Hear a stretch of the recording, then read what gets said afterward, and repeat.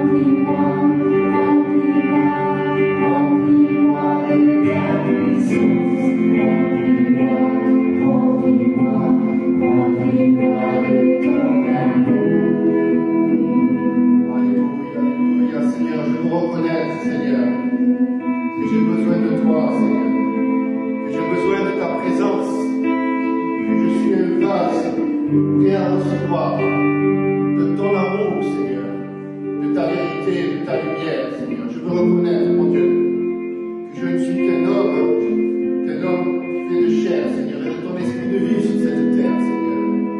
Je veux reconnaître que tu es au-dessus de toutes choses, Seigneur, que tu as créé la terre, l'univers, que tu as créé chaque chose, Seigneur. Et je veux reconnaître quelle est ma place dans cet endroit, Seigneur. Je veux reconnaître, mon Dieu, que tu es au-dessus de toutes choses, Seigneur, que rien ni personne ne peut venir contre ta parole et contre toi, Seigneur. Je veux reconnaître, mon Dieu, que je suis vide et que j'ai besoin d'être rempli de toi, Seigneur. Je dépose à tes pieds tout mon orgueil, toute hauteur d'esprit, tous les arguments, être sincère et honnête avec toi, Seigneur. Te dire que j'ai besoin de toi, le reconnaître, et que par mes forces, je ne peux pas atteindre grand chose, Seigneur, mais qu'ensemble avec ton esprit, les yeux et les oreilles ouverts, je peux voir là où toi tu veux me conduire, Seigneur, me lever, marcher par la foi, Seigneur, vers là où toi tu veux m'amener, Seigneur. Je prie Saint-Esprit ce matin qu'on soit rempli, Seigneur, aujourd'hui, demain, après-demain, rempli d'un esprit nouveau, Seigneur, rempli de ton amour, de ta puissance, Seigneur, de ta gloire, Seigneur, que nous puissions être des bombes vivantes pour toi, Seigneur, des bombes pour l'évangile, Seigneur, qu'on puisse annoncer l'évangile ici, Seigneur, dans ce quartier, dans les autres quartiers autour, Seigneur, et jusqu'aux extrémités de la terre, Seigneur. Je prie, Saint-Esprit, Seigneur, pour que tu prennes nos péchés et nos fardeaux, Seigneur, que toutes les forteresses tombent ce matin, dans le nom puissant de Jésus-Christ. Je brise toute forteresse d'incrédulité, je brise toute forteresse de mort, de mensonge, dans le nom puissant de Jésus-Christ de Nazareth. Je brise toute forteresse d'Athalie, de Jézabel, de salut et de mensonge. Comme maintenant dans le nom puissant de Jésus-Christ. Toute forteresse d'orgueil tombe dans le nom puissant de Jésus-Christ. Satan recule de nos vies maintenant. Lâche le travail, lâche les appartements, lâche le logement calme. Dans le nom puissant de Jésus-Christ. Je brise toute forteresse monde d'incrédulité, de découragement tombe dans le nom puissant de Jésus-Christ. Je brise toute forteresse de maladie, toute forteresse de paresse, toute forteresse immonde tombe dans le nom puissant de Jésus-Christ. Et Saint-Esprit souffle, Seigneur, esprit de vie. Souffle, esprit de vie, Seigneur, sur mes frères et mes sœurs, Seigneur. Envoie, mon Dieu, Seigneur, un esprit de résurrection, un esprit de vie, Seigneur. Dans le nom puissant de Jésus-Christ, je réprime tout esprit de maladie. Je sèche tout cancer, toute inflammation démoniaque tombe dans le nom puissant de Jésus-Christ. Le diable lâche maintenant l'esprit de maladie. Esprit de dépression sort maintenant dans le nom puissant de Jésus-Christ. Esprit de maladie mentale sort dans le nom de Jésus-Christ. Tout ce qui tient le travail, les études, notre cerveau, nos pensées, sort maintenant. Toute confusion, sort de nos vies, sort de nos vies, esprit de confusion, esprit de consommation et de vol, sort de nos vies dans le nom puissant de Jésus-Christ. Tout ce qui tient nos familles, sort maintenant de l'esprit de dispute et de division, sort dans le nom de Jésus-Christ. Et Seigneur, je bénis ta gloire, Seigneur, ton amour et ta puissance, Seigneur. Alléluia. Thank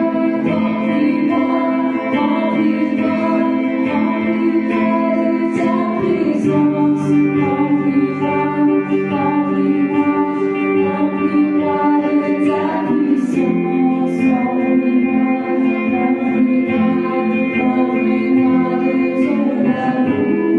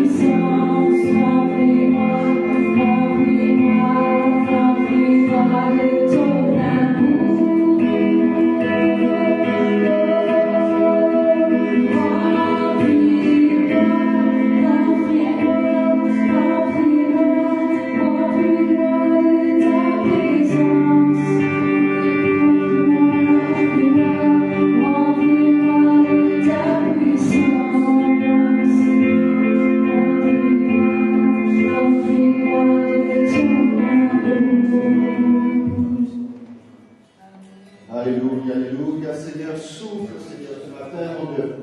Envoie, mon Dieu, Seigneur, un temps nouveau, Seigneur.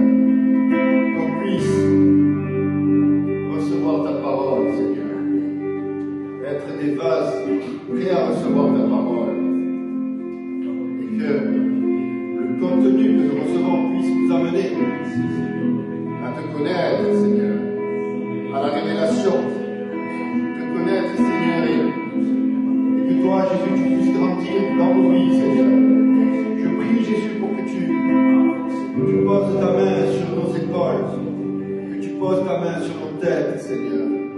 On a tellement besoin de te rencontrer, Jésus-Christ. On a tellement besoin, Seigneur, de lever les yeux vers toi, de te dire qu'on t'aime, qu'on a soif de ta présence, Seigneur. J'ai soif de toi, Jésus, ce matin. J'ai soif, Jésus, que tu te révèles. J'ai soif, Jésus, de ton amour, Seigneur. J'ai soif, Jésus, que tu prennes le contrôle de mes émotions, de mes pensées, de mon cœur.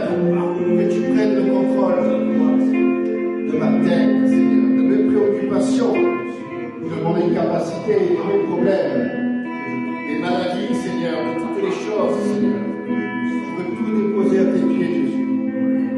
Te reconnaître, Seigneur, comme mon Seigneur, comme mon Sauveur, comme celui qui est le Fils de Dieu, qui a traversé les cieux, le ciel et la terre, pour venir jusqu'à nous, pour donner ta vie pour nous, Seigneur. Je t'aime, Jésus, j'ai soif de toi. J'ai soif de ta présence, de plus de révélation, Seigneur. J'ai soif, Seigneur, que mes yeux s'ouvrent, mes oreilles s'ouvrent. J'ai soif que tu te révèles, Seigneur. Je veux laisser le champ libre à ton amour. Laisser le champ libre dans ma vie, à ta transformation, à ta douceur, au plan que tu as prévu pour moi, Seigneur. Je dépose les armes devant toi. Je dépose les armes devant toi, Jésus. Je me repens. Je me repens de tout mon être devant ton amour et devant ta grandeur, Seigneur. Il n'y a aucune honte à pleurer devant toi, au contraire. Je veux déposer à tes pieds qui je suis, avec mes limites, avec mes capacités, mes forces et mes faiblesses, Seigneur. Et te dire que je t'aime et que je te reçois, Seigneur, à 100%, à 1000%, Seigneur. Je reçois ton caractère, je reçois ta vision, ton regard, tes yeux, Seigneur. Je reçois l'amour que tu as pour moi, et l'amour et la passion pour les âmes que tu me donnes, Seigneur, pour les hommes, Seigneur. Fais de nous des Jean-Baptistes, fais de nous, Seigneur, des évangélistes, des pasteurs, des leaders, des anciens. Fais de nous, Seigneur, des outils puissants entre tes mains, Jésus. Je peux te dire que je t'aime, Seigneur, que j'ai besoin de toi. Et je prie pour que mes frères et sœurs, ceux qui sont devant l'écran, ceux qui sont ici, puissent tous recevoir l'immensité, la grandeur de ton amour, Seigneur, dans leur vie, dans leur famille, au travail, à l'école, partout où ils sont, Seigneur. Qu'ils puissent être des porteurs de bonnes nouvelles, des porteurs de l'amour de Christ, des porteurs d'une vie juste, de la dignité et de la bonté de Dieu. Seigneur, souffle ce matin, Esprit de Dieu. Souffle, Esprit de Dieu, Seigneur. Que toute maladie disparaisse, que toute préoccupation soit détruite et remplacée par la paix, par la foi, Seigneur. Que toute incrédulité soit remplacée par la foi. Que tout voile d'aveuglement soit remplacé par une vision claire des choses, que toute surdité spirituelle soit remplacée par le discernement, soit remplacée par une oreille fine, Seigneur, pour t'écouter, Seigneur. Enlève nos yeux vers toi, Seigneur. Enlève nos yeux, Seigneur, vers les plans que tu as prévus pour nous, Seigneur. On dépose notre orgueil, notre fierté à tes pieds, Seigneur. Et on veut te dire qu'on t'aime de tout notre cœur, dans le nom puissant de Jésus. Amen.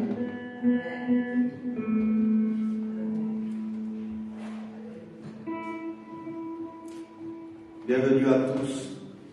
Merci pour l'équipe de louange. Et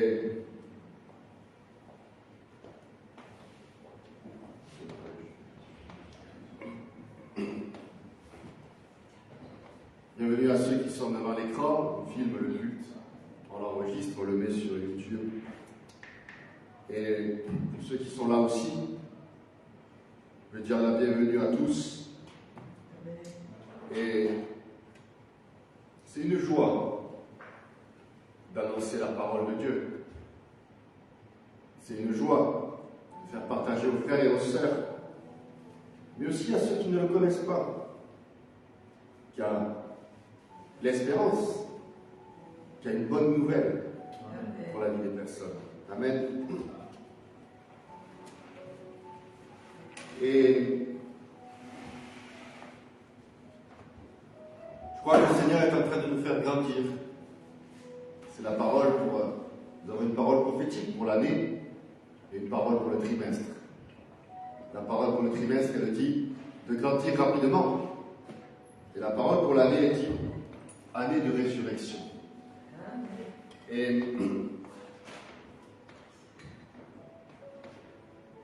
la résurrection, c'est quelque chose de merveilleux. Quand Jésus a ressuscité Lazare, il y avait de la joie. Les sœurs de Lazare devaient faire des sauts comme un dauphin. Parce que Jésus avait fait un miracle. Il avait amené la justice. Lazare ne méritait pas de mourir. Jésus l'a ressuscité. Il y avait du monde autour. Certains avaient la joie, d'autres un peu moins. Certains étaient en colère de voir les miracles. À cette époque-là, mais aussi à notre époque, il y a des gens qui sont en colère contre la parole de Dieu. Mais les sœurs de Lazare, Marthe et Marie, étaient remplies de joie de voir leur frère ressuscité. Jésus a crié, il a dit, Lazare, sors. Il n'a pas dit doucement, il n'a pas dit, Lazare, sors. Il a dit, Lazare, sors. Il lui a donné un ordre pour passer de la mort à la vie. Amen. Dans la Bible dit que Lazare est sorti, il avait encore les bandages aux pieds et aux mains, je ne sais pas comment il a fait pour marcher. Mais je crois que quand Jésus t'appelle, tu peux avoir des bandages aux pieds et aux mains. Tu vas faire avec toute ta force pour avancer et pour sortir de cette tombe. Amen. Ce n'est pas les petits bandelages qui vont t'empêcher de passer de la mort à la vie. Alléluia. Quand Jésus a appelé Lazare, il a arraché ses bandelages, il a commencé à sortir. Parce que la parole du Fils de Dieu était bien plus puissante, bien plus forte que tous les problèmes, que toutes les maladies, que même la mort qui était sur cet homme. Amen. Par sa parole, Dieu a créé le monde. Dieu a créé l'univers, Dieu a créé la terre. Et par sa parole, il nous fait passer de la mort à la vie, parce qu'on appelle dans cette année de résurrection. Amen. Tu as des projets, des rêves qui ont été enterrés peut-être depuis longtemps. Tu as peut-être simplement des émotions ou un état de paix intérieure qui est mort et qui va revenir à la vie. Amen. Amen. Les petits détails sont aussi importants que les grands pour chacun d'entre nous. Et je crois que le Seigneur il va encore nous surprendre jusqu'à la fin de l'année. Et on doit prendre cette parole et la recevoir dans notre vie. C'est pour ça que ce chant me plaisait, il disait « Remplis-moi ». Et je crois qu'on dit « Remplis-moi, Seigneur, de ton amour et de ta puissance ». Il faut que je reconnaisse que je suis vide ou qu'il y a de la place pour recevoir quelque chose. Ça montre aussi de laisser de côté peut-être un peu d'orgueil, la fierté, et de reconnaître, Seigneur, j'ai besoin de toi. C'est une bonne chose de dire, Seigneur, j'ai besoin de toi, remplis-moi. Ça veut dire qu'il y a de la place dedans. Je te fais de la place, Seigneur, pour que toi, tu me remplisses. Pour que toi, tu me bénisses, Seigneur. Pour que toi, tu me remplisses de ta puissance et de ton amour. Année de résurrection. On va parler, on a eu la rénovation, porter du fruit, mission avec identité, et le Seigneur revient. la résurrection de Jésus, il est mort à la croix. Il a donné sa vie pour toi et pour moi. Et au pied de la croix, il y avait quelques femmes, parmi ses disciples, enfin, parmi ceux qui le suivaient, Jean qui était un adolescent, et les apôtres, les 12, ils étaient loin. Il y avait la peur, il y avait la crainte, il y avait l'incertitude. Il y avait les Romains, les religieux qui étaient là. Ils avaient peur pour chacun de leur vie. Et ce n'était qu'une étape. Pendant 40 ou 50 jours, il ne s'est rien passé. Et ensuite, Jésus est apparu et a commencé à leur parler, à leur dire « C'est maintenant que les choses commencent ». Eux, ils pensaient que tout était terminé. Ils pensaient que c'était fini, que Jésus avait disparu. Non. Il a dit « Je vais vous envoyer le Saint-Esprit ». Et 40 ou 50 jours après, le Saint-Esprit est arrivé et a transformé la vie des disciples et des personnes qui étaient là. Pierre, qui était peureux, qui a renié Jésus 3 fois, quand il a reçu le Saint-Esprit, il n'a pas eu peur de faire face aux religieux et à prêcher devant des milliers de personnes, à annoncer la parole à des tas et des tas de personnes. Amen. La résurrection, c'est quelque chose de merveilleux. C'est quelque chose que seul le Saint-Esprit, Jésus, notre Dieu, peut nous donner. Amen. Dans le monde, ça n'existe pas. Et dans les autres religions, je ne crois pas non plus. Nous avons le Saint-Esprit qui nous guide, qui nous parle. La Bible dit que le Saint-Esprit est notre avocat, que le Saint-Esprit nous montre le chemin, qu'il est avec nous, et nous sommes nous-mêmes le temple du Saint-Esprit. Le Seigneur est avec nous. Amen. Amen. Le titre du message aujourd'hui, c'est « Semer la semence ». Et Jésus parlait à travers des paraboles pour expliquer aux gens. Parfois, c'était plus facile de donner des exemples de la nature et de l'expliquer en faisant le parallèle avec le monde spirituel. Ça permet aux gens de comprendre et de mieux voir les choses.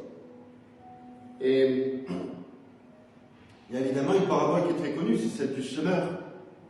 Un semeur est sorti pour semer de la semence est tombée le long du chemin. On connaît tous cette parabole. Et elle est valable, elle a été valable à l'époque, elle est encore valable aujourd'hui dans nos vies, mais elle est valable dans beaucoup de domaines de notre vie. Elle parle de l'évangile, bien entendu, mais elle parle de beaucoup de domaines de notre vie. Amen. La grandeur de Dieu, sa puissance peut s'appliquer dans tous les domaines de notre vie. Hier, nous avions une réunion sur Zoom. On a donné un cours de l'ABC sur l'évangélisation. Et j'ai fait un peu d'humour parce que on était, je ne sais pas, 5, 6, 7 personnes connectées et il y avait 2 chiens avec nous. Il y avait un chien sur le canapé derrière moi et il y avait une sœur qui avait un chien avec elle et les chiens dormaient. Comme ça, ils dormaient les deux. Et à un moment, je me suis dit, mais on peut prier pour tout. J'ai dit, on peut prier pour tout. Si le chien est malade, je vais prier pour lui. Qu'est-ce qui m'empêche de prier pour un chien?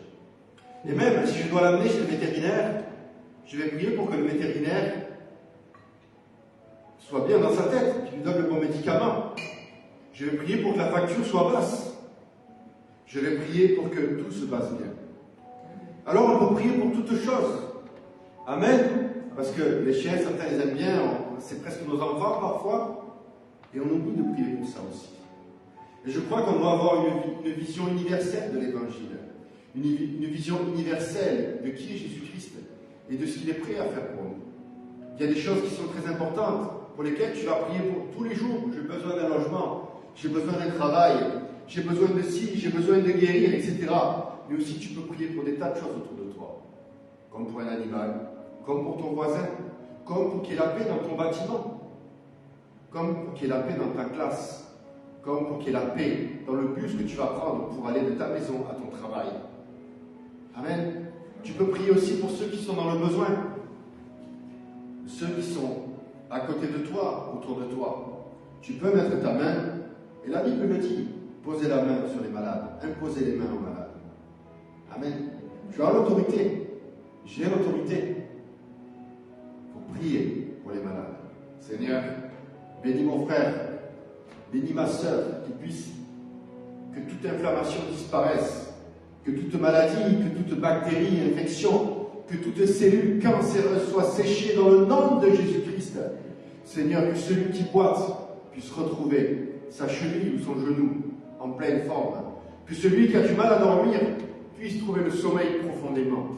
Que celui qui a du mal à trouver un travail puisse avoir l'espérance et prier pour les recruteurs, prier pour ces professeurs qui vont mettre des notes, prier pour chaque chose.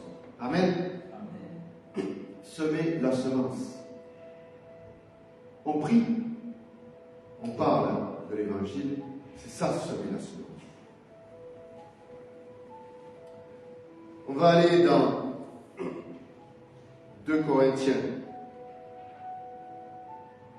au chapitre 9. 2 Corinthiens, chapitre 9, au verset 6.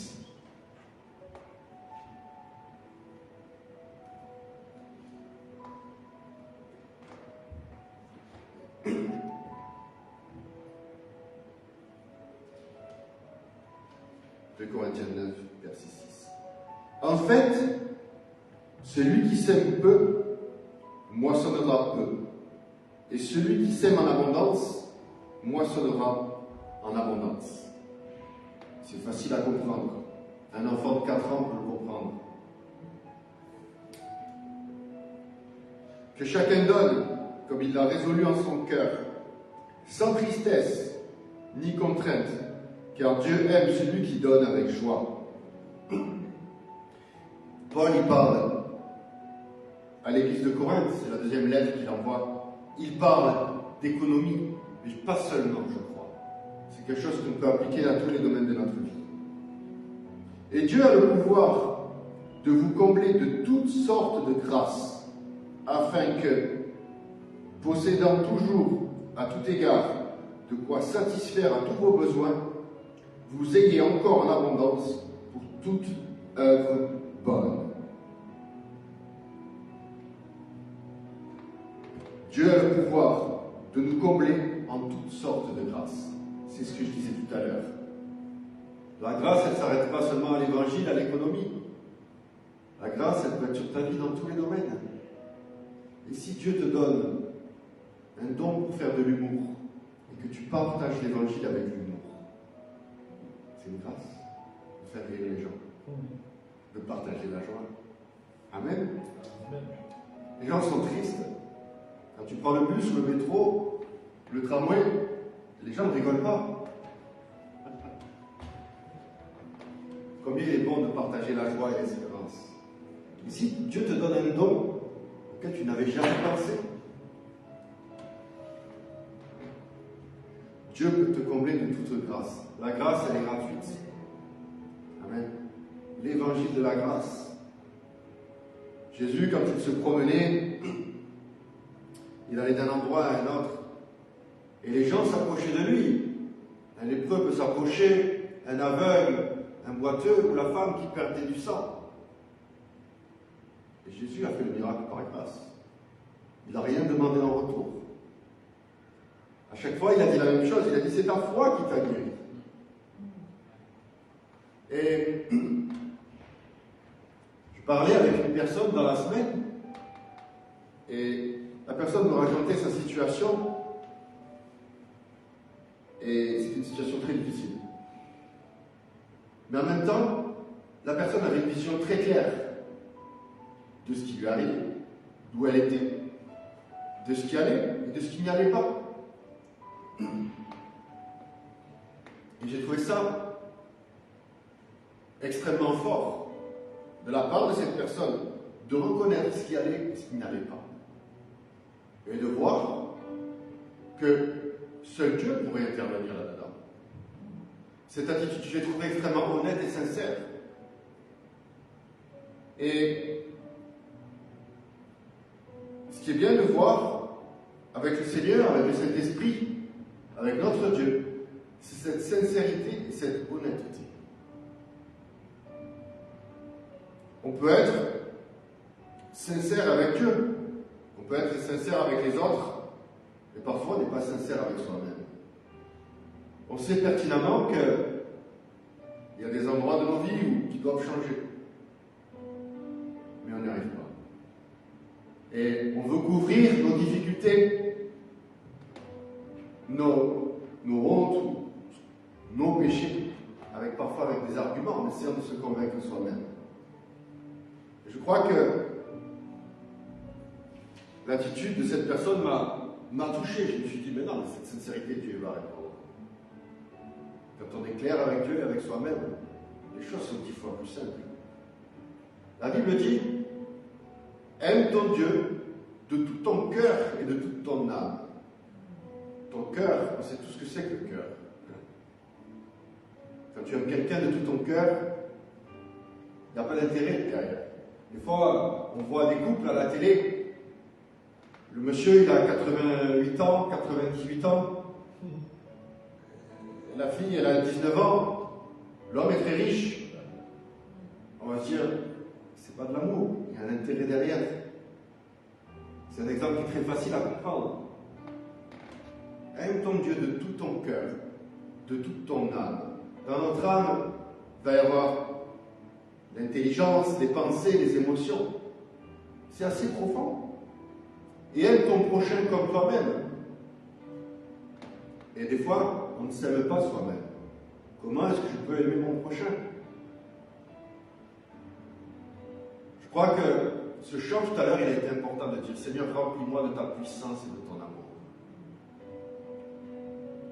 Si je m'aime moi-même avec sincérité, je n'aurai pas de problème à aimer mon prochain avec sincérité, encore moins le Seigneur. Quand j'ai lu tout à l'heure, celui qui sème peu moissonnera peu, et celui qui sème en abondance moissonnera en abondance. C'est facile à comprendre avec notre tête. Mais parfois, on a du mal à y passer avec notre vie. La parole que Dieu nous donne, la parole prophétique, la parole qui est donnée, on peut l'entendre, on peut l'écouter, la comprendre. Mais pour qu'elle rentre dans nos vies, c'est un pas supplémentaire. Amen. Amen. Regardez, Adam et Ève, ils étaient dans le jardin d'Éden. Tout allait bien. Dieu s'approchait le soir et il parlait. Il parlait avec Dieu. La présence de Dieu était là, il parlait. Dans quel état ils étaient? Ils étaient nus. Est-ce qu'ils avaient honte? Non. Ils étaient nus pourtant.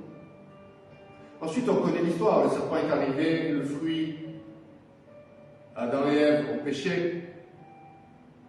Et ils ont vu qu'ils étaient nus et ils ont eu honte. Alors ils se sont habillés et ils se sont couverts.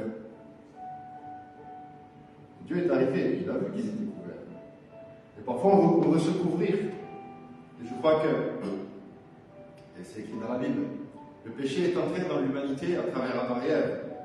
Et le péché, en tout cas la porte vers la grâce, vers la bénédiction, vers le salut, est sorti de l'humanité à travers Jésus-Christ. Il est la porte, il est le chemin, la vérité, la vie. C'est pour ça que n'ayons pas peur de venir devant Dieu, comme Adam et Ève étaient, peut-être nus, sincères et honnêtes. Si tu veux recevoir par grâce et donner par grâce, fais-le avec sincérité. Qu'est-ce qu'on va semer si nous ne sommes pas complètement sincères? J'ai envie de dire, des fois, il vaut mieux rien faire que le faire de façon intéressée. En fait, celui qui sème peu, moissonnera peu. Et celui qui sème en abondance, moissonnera en abondance.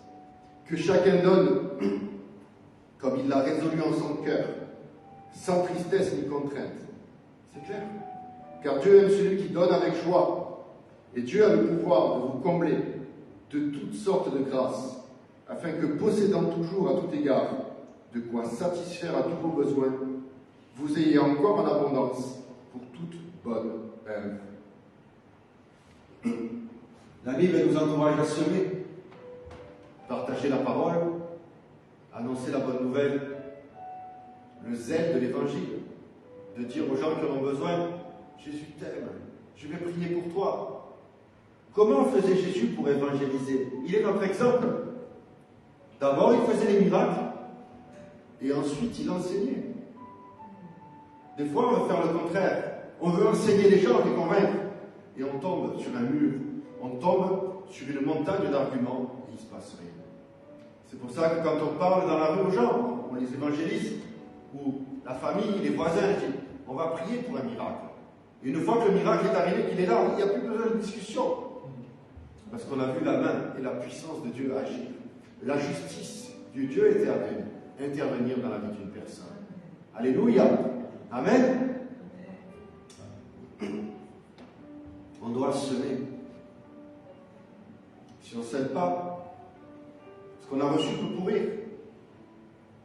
Nous sommes des outils puissants entre les mains de Dieu. J'aimerais avoir les révélations de Paul, de voir tout ce qu'il a écrit. Il a expliqué des choses incroyables.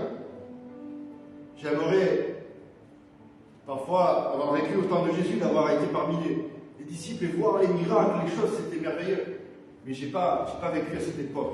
Dieu m'a envoyé maintenant pour annoncer la parole, pour aller dans les rues, pour dire à ceux qui sont dans la tristesse, à ceux qui ne le connaissent pas, il y a un Dieu qui t'aime, qui veut t'aider, qui veut intervenir dans ta vie. Et à toi et moi, qui sommes ici, qui connaissons Jésus, qui avons déjà un chemin avec lui, nous encourager et dire que le Seigneur est avec nous et qu'il veut nous combler de tout type de grâce. Amen. N'oublions pas dans 2 Corinthiens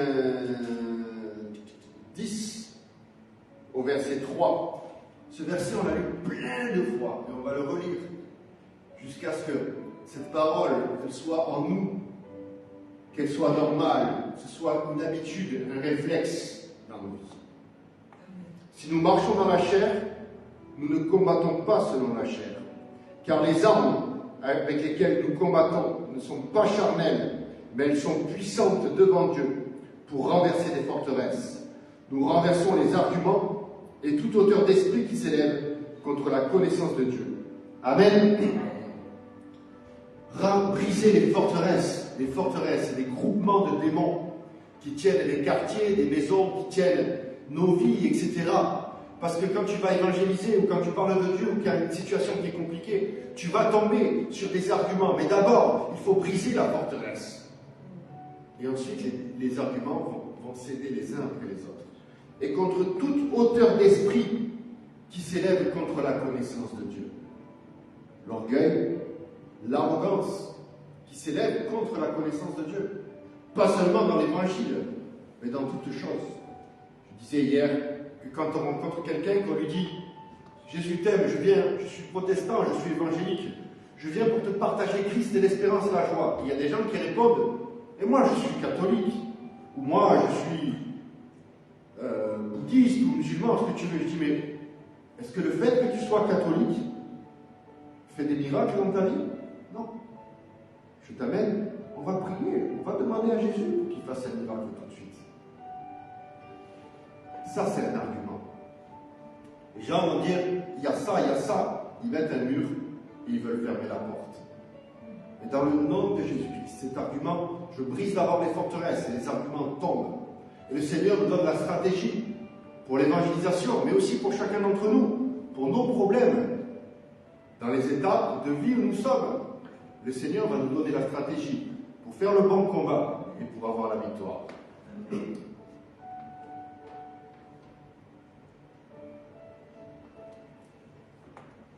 Alors ce passage, pour moi dans ma Bible, il est en jaune. Si nous marchons dans la chair, nous ne combattons pas selon la chair. Mais Paul ici, c'est intéressant ce qu'il dit. Il dit, si nous marchons dans la chair, c'est-à-dire nous avançons, nous vivons. Et il y en a qui ne marchent pas. Il y en a qui ne veulent pas marcher. Notre pasteur, il a dit, certains veulent recevoir la bénédiction de Dieu, mais ils ne veulent pas de Dieu. Soyons sincères avec le Seigneur.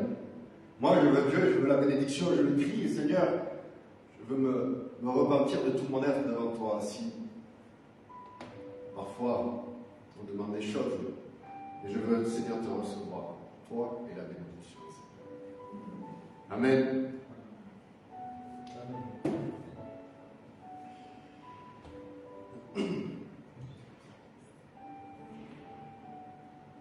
On va aller dans le livre de Romains, au chapitre 11.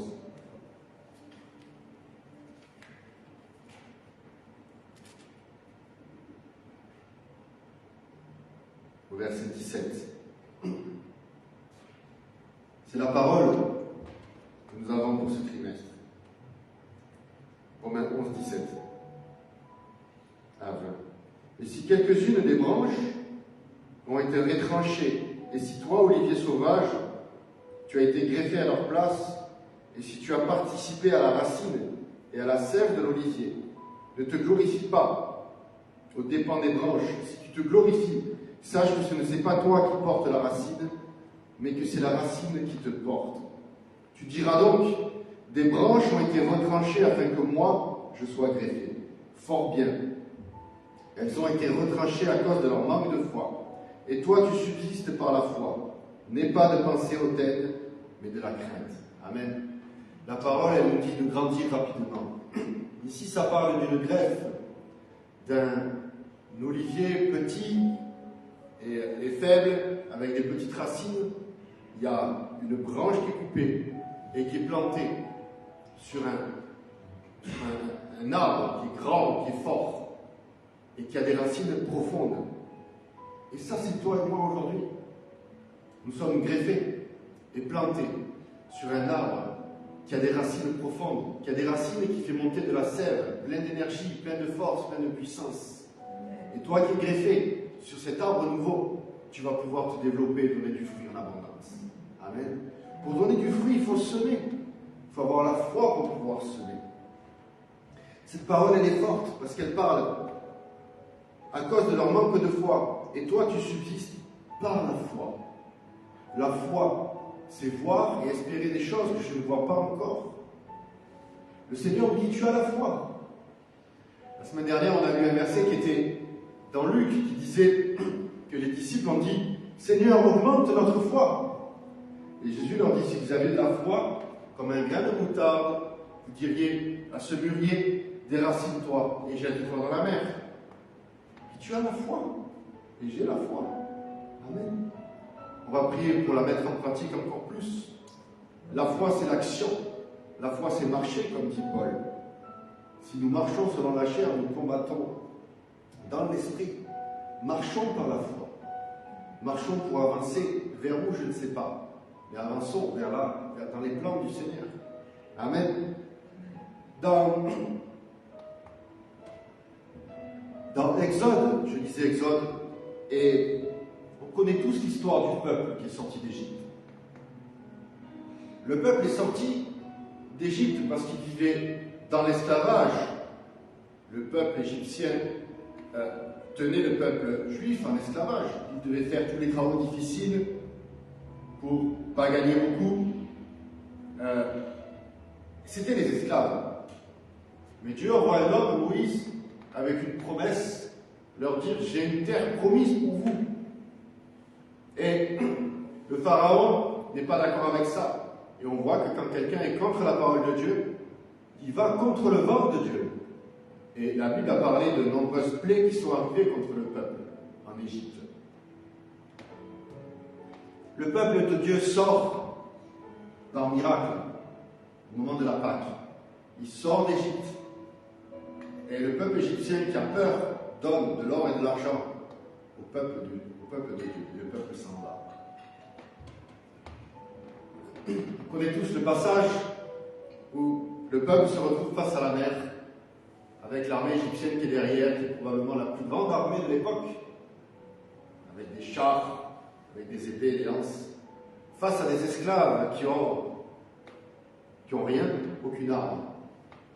Moïse lève son bras, la mer s'ouvre, le peuple marche à sec et ressort de l'autre côté.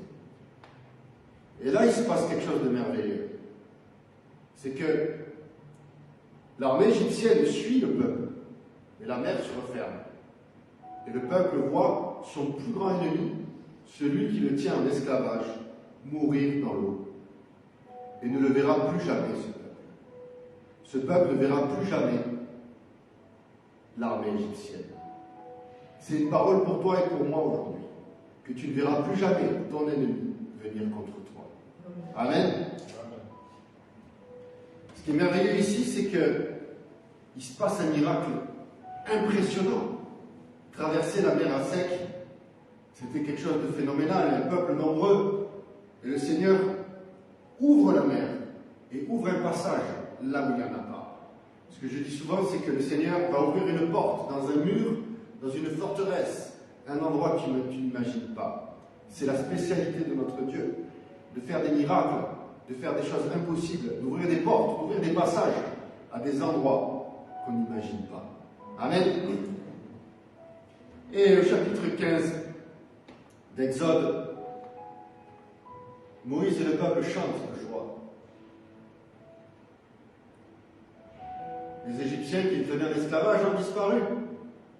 Et c'est un champ nouveau qui s'ouvre devant eux, un panorama merveilleux. Et la Bible dit qu'il y a un chant, ils chantent. Sur 2-3 pages de la Bible, tu peux voir ce chant.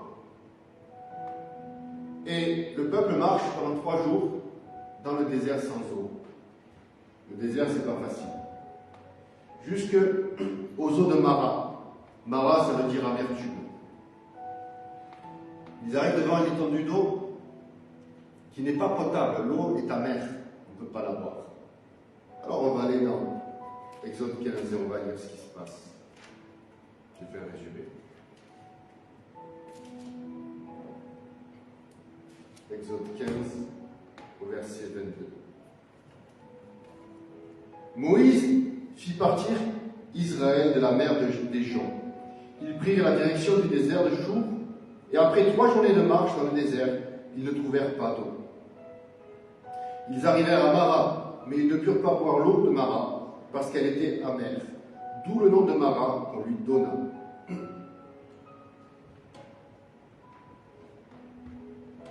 Le peuple murmura contre Moïse en disant « Que boirons-nous » Regardez la situation. Et peut-être c'est ta situation ou ma situation aujourd'hui. J'ai échappé à une armée, mais pour autant j'ai encore des problèmes devant moi. Et le peuple commence à murmurer. Le peuple ne veut plus marcher. Que boirons-nous? Moïse cria à l'Éternel, et l'Éternel lui indiqua un certain bois qu'il jeta dans l'eau. Dans cette version de la Bible, il est écrit « Moïse pria avec force ». Moïse a semé en Dieu. Il a prié avec force à l'Éternel pour demander une solution. Et parfois, il y a un gros problème qui est devant nous. Un peuple nombreux qui avait soif, qui avait marché pendant 3 jours sans eau. Et il y avait de quoi être fatigué, être découragé. Et il y a de l'eau qui est devant nous, mais qui est inutilisable. Et il y a le murmure qui monte. Mais la révélation de Dieu est la suivante. Elle est extrêmement facile. L'Éternel lui indiqua un certain bois qu'il jeta dans l'eau, et l'eau devint douce. Amen. La solution, elle est là, à côté de ton problème. Il y a un problème qui est grand. Il suffit de prendre un coup de poing et de le jeter dans l'eau. Et le Seigneur va faire le reste. Si le Seigneur t'a amené jusque-là, c'est pas pour que tu meurs de soif. C'est pas pour que tu meurs, toi et ta famille, dans le désert. C'est pas pour que tout s'arrête là. Mais c'est au contraire pour la résurrection. Le Seigneur a transformé cette eau impure en eau pure. Simplement en montrant à Moïse de jeter un bout de bois dedans. Est-ce que c'était compliqué? Non, c'était extrêmement simple. Mais pour pouvoir avoir cette révélation, il fallait crier à Dieu. Il fallait crier à l'Éternel. Il fallait prier avec force. Amen. La solution était simple, mais sans la révélation, c'est compliqué. C'est là que l'Éternel donna au peuple des prescriptions et des ordonnances, et ce fut là qu'il le mit à l'épreuve. Il dit, si tu écoutes attentivement la voix de l'Éternel, ton Dieu, si tu fais ce qui est droit à ses yeux, si tu prêtes l'oreille à ses commandements, et si tu observes toutes ses prescriptions, je ne t'infligerai aucune des maladies que j'ai infligées aux Égyptiens. C'est simple. Car je suis l'Éternel qui te guérit. Amen. L'Éternel te guérit. Il dit c'est simple. Si tu écoutes attentivement la voix de l'Éternel, je suis l'Éternel qui te guérit. Ils arrivèrent à Élim, où il y avait 12 sources d'eau et 70 paliers. Ils campèrent là, près de l'eau. L'Éternel ne t'abandonne pas dans le désert. Le Seigneur ne va pas te laisser mourir de soif. Le Seigneur va t'amener des solutions faciles à ta portée. Tout le monde est capable de prendre un bout de bois et de le mettre dans l'eau. Un enfant de 5 ans aurait pu le faire. C'était extrêmement facile. Et pour ça, il fallait prier fort. Pour ça, il fallait demander à Dieu la révélation. Et le Seigneur a envoyé la révélation. Le peuple est resté 40 ans dans le désert. Il n'y en a que 2 qui sont rentrés vraiment dans la terre promise. On peut dire 2 et demi, parce que Moïse, en réalité, il est mort sur la montagne, il n'est pas rentré de son vivant, et pourtant il est quand même apparu avec Jésus-Christ. Quand Jésus est transfiguré, il y a Moïse et Élie qui sont là, et il est sur la terre promise. La terre promesse est accomplie dans la vie de Moïse aussi. La dernière fois, on parlait avec Carla, on me disait, mais pourquoi il y avait Moïse et Élie? Pourquoi il n'y en avait pas d'autres? Et moi, j'ai pensé à ça, j'ai dit, mais ces 2 hommes, on n'a pas retrouvé leur corps. Moïse, on n'a pas retrouvé son corps, et Élie a été emporté au ciel, dans un char de feu. Il dit, leurs corps sont restés par ici, par là. C'est pour ça qu'ils sont apparus avec Jésus-Christ.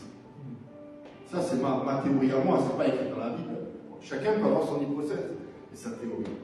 Je parlais de la croix. Ensemble, Jésus était transfiguré, était rempli de l'esprit, de la lumière, de la puissance. Il était en train de dire, je vais aller mourir à la croix, et je vais aller amener la rédemption, le salut, pour chacune des personnes, et effacer les péchés de toi, de moi, de chacun d'entre nous. Le peuple a mis 40 ans pour faire un chemin qui aurait dû prendre 15 jours. L'amertume, les murmures, les ont empêchés de rentrer rapidement dans cette terre. Et c'est pour ça qu'on parlait de la foi. C'est la foi qui te fait avancer. Paul dit, si nous marchons selon la chair, nous ne combattons pas selon la chair. Nous combattons dans l'esprit. Et l'idée, c'est de marcher et d'avancer avec la foi. Briser les forteresses autour de nous, briser les forteresses qui tiennent notre économie, briser les forteresses qui tiennent à notre travail, qui tiennent les gens dans notre travail qui veulent nous oppresser, briser les forteresses sur les recruteurs qui ne veulent pas nous recruter, briser les forteresses à l'école, à l'université, sur les professeurs, sur ceux qui sont autour de nous, sur le racisme, sur ton voisinage, sur l'oppression, sur toutes les choses. Tu as l'autorité pour avoir la victoire dans tous les domaines de ta vie. Amen. Et cette foi qui nous pousse, qui nous conduit, demandons à Jésus plus de foi, comme l'ont fait les disciples. Seigneur, donne-nous plus de foi. On veut plus de foi. Pourquoi faire? Pour semer en abondance, pour semer la semence et pour recevoir les trésors et les bénédictions que toi tu as prévues pour nous. Amen. On va aller dans Matthieu, chapitre 6, au verset 31.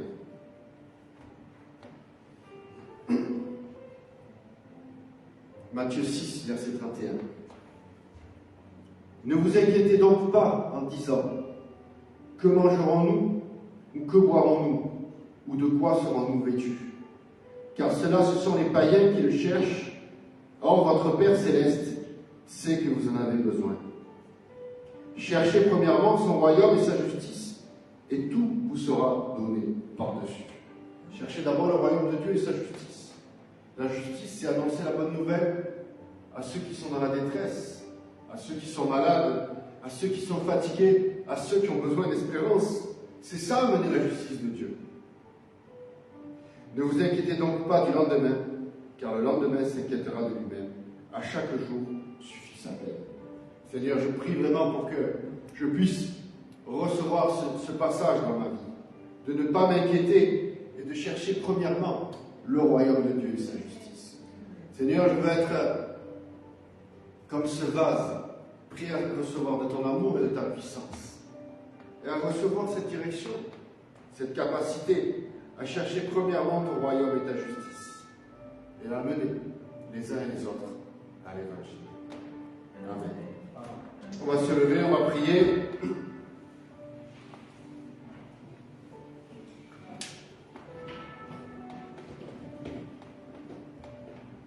Seigneur, je prie pour mes frères et mes sœurs, ceux qui sont là, ceux qui sont en ligne. Je prie, Saint-Esprit, pour que on puisse, Seigneur, avoir la foi de marcher, Seigneur. La foi d'aller de l'avant. La foi, Saint-Esprit, Seigneur, pour pouvoir semer la semence dans tous les domaines de notre vie, Seigneur.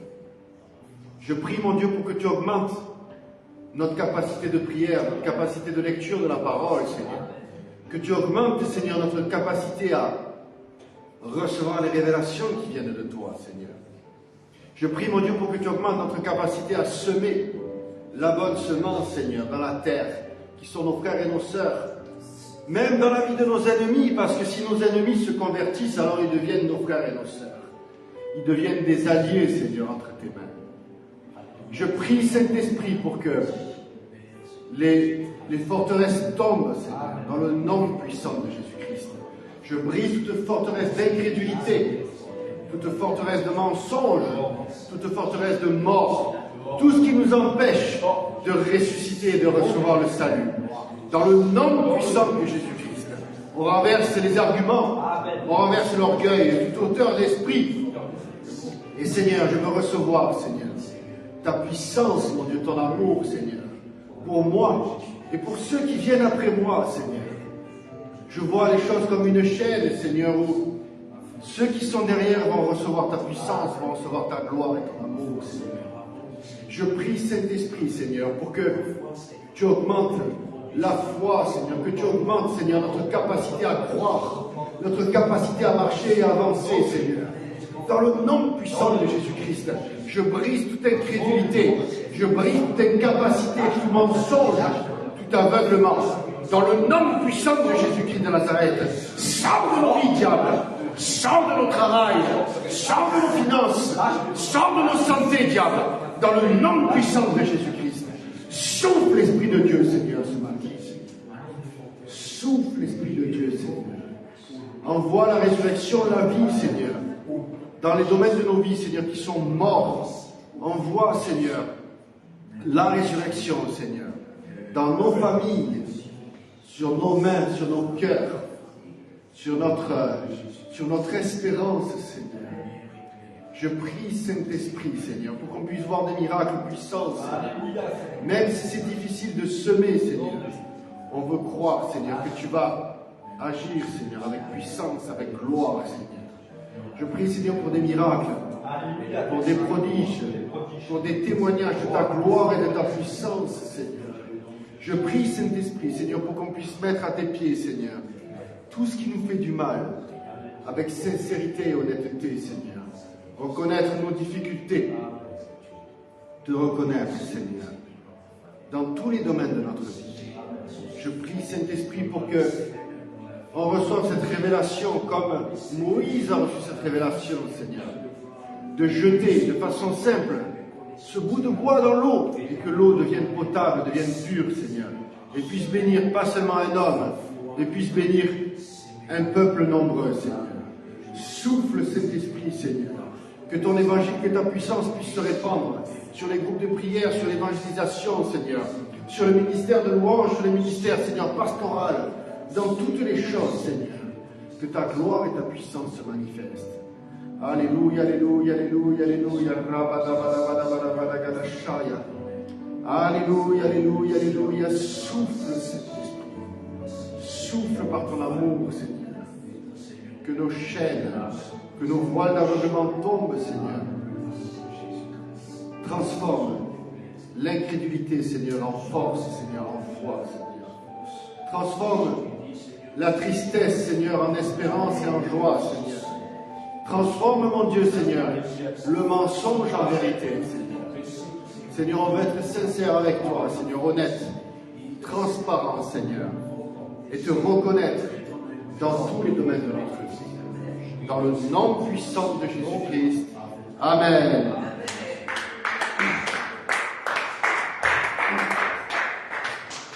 On va donner au Seigneur avec joie. Je n'oublie aucun des bienfaits. À chaque fois que j'y pense, mon cœur est rempli de paroles pour te louer. Des paroles pour te louer. Oh, je n'oublie aucun des bienfaits. Oh, à chaque fois que j'y pense, mon cœur est rempli des paroles pour te louer. Ah, quand tout va mal, oh mon âme, pourquoi t'as battu? Même au milieu de la tempête, il est là. Quand tout va mal, oh mon âme, pourquoi t'as battu? Même au milieu de la tempête, il est là. Moi je le louerai encore. Moi je le louerai encore. Oh, mon âme, bénis l'Éternel. Oh, mon âme, bénis l'Éternel. Bénis le nom de l'Éternel. Oh, mon âme, bénis l'Éternel. Oh, mon âme. Oh, bénis l'Éternel. Seigneur, bénis, multiplie ces dîmes et ces offrandes, Seigneur. On donne avec joie, Seigneur. Bénis à ceux qui ont et qui donnent. Bénis à ceux qui veulent donner, qui n'ont pas encore, Seigneur. Je prie, Saint-Esprit, pour que tu ouvres nos yeux, nos cœurs, Seigneur. Qu'on soit des donneurs joyeux, Seigneur, sans contrainte, comme dit la parole. Je prie, mon Dieu, pour que les dîmes, ta dîme augmente. Je prie pour que tes offrandes augmentent. Dans le nom puissant de Jésus-Christ, je brise toute forteresse de ruine, je brise toute forteresse de destruction, toute forteresse de misère et d'esclavage tombe. Dans le nom puissant de Jésus-Christ, sans l'esprit de vol, sans l'esprit de mensonge, sans l'esprit d'esclavage et d'avarice, sans maintenant dans le nom puissant de Jésus-Christ. Seigneur béni, mon Dieu multiplie ici, Seigneur, et chez mes frères et mes sœurs, Seigneur, que les factures diminuent, qu'on puisse avoir des cadeaux, des miracles, Seigneur, et te faire confiance, Seigneur.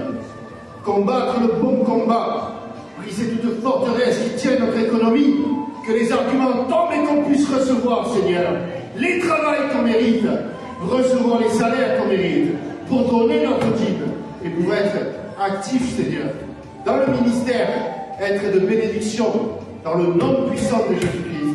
Amen. Amen.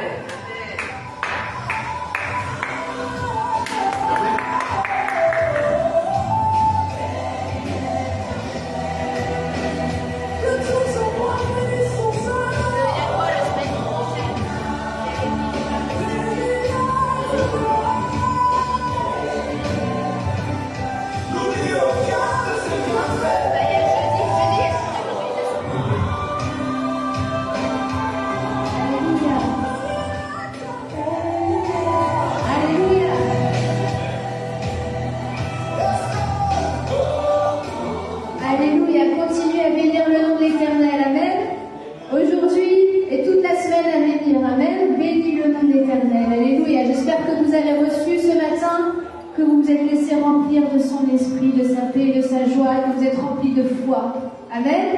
On va prier, on va se couvrir du sang de Jésus-Christ.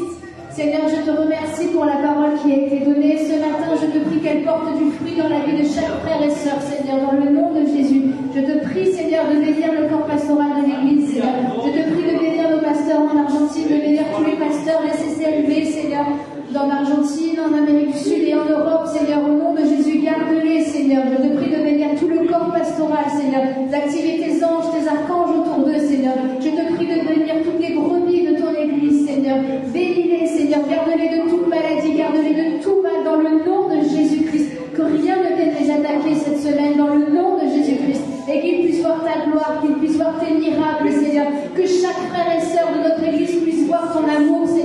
semaine, Seigneur. On te prie de répondre à nos prières, Seigneur. De répondre, Seigneur, d'encourager, Seigneur. D'encourager les frères et sœurs, Seigneur. Et que des GP puissent s'ouvrir, Seigneur, pour ta gloire, Seigneur. Que des GP puissent s'ouvrir à Marseille, dans les Bouches-du-Rhône et dans le Vaucluse, Seigneur, et partout en France, Seigneur, au nom de Jésus. Que ta parole puisse être diffusée. Et que cette semaine, Seigneur, chacun d'entre nous puisse avoir l'opportunité de parler de toi. Amen. Alléluia. Est-ce que tu veux parler de Jésus autour de toi? Amen. Relève ce défi cette semaine, que tu puisses apporter l'amour de Christ là où tu vas.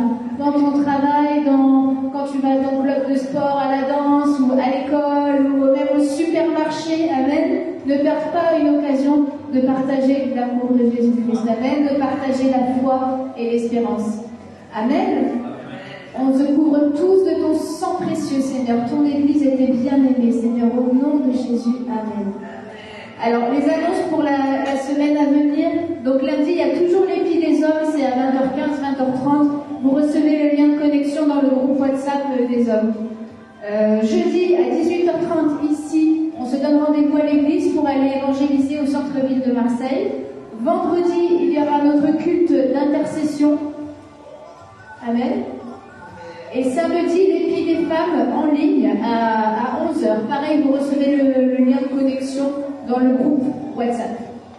Et dimanche, on se retrouve la semaine prochaine, et dimanche, à 10h30 pour louer Dieu ensemble et pour recevoir sa parole. Amen. Amen. Que Dieu vous bénisse. Bonne semaine. Amen.